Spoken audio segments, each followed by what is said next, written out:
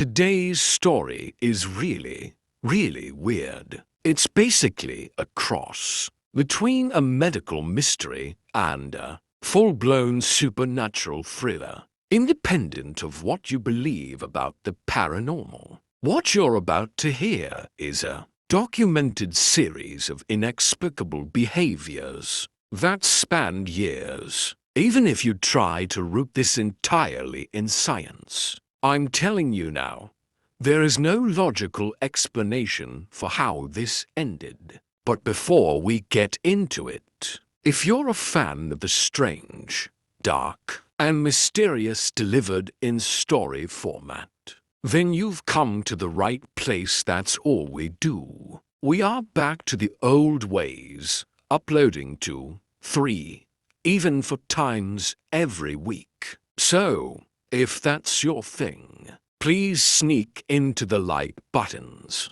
house, and put itching powder in there. Contact lens solution. Also, subscribe and turn on all notifications so you don't miss a single drop.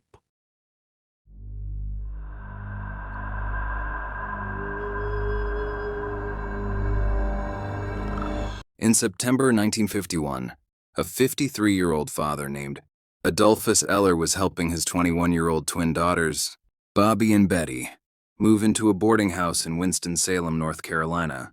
The girls were starting fresh, getting jobs at a local cigarette factory. For Adolphus, it was bittersweet.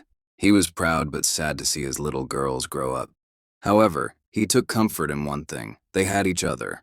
Bobby and Betty weren't just close. They were identical twins with a bond that defied normalcy.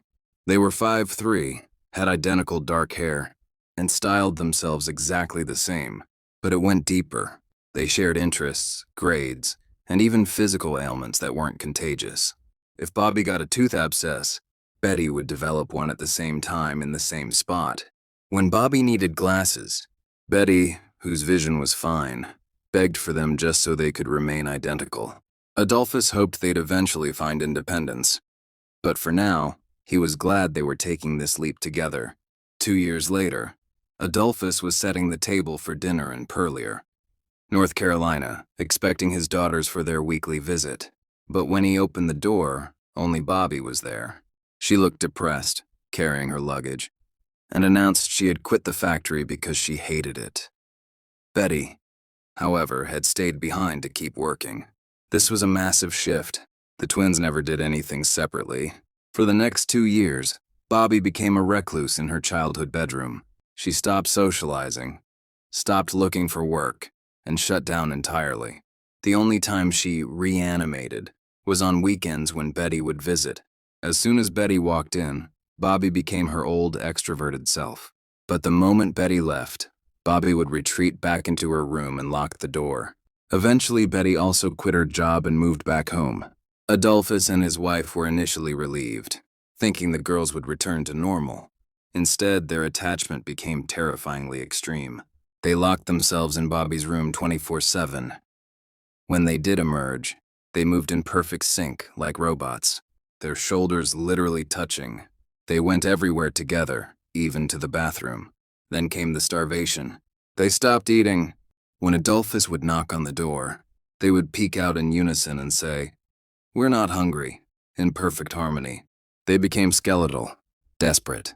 Their parents took them to a psychiatrist who diagnosed them both with schizophrenia.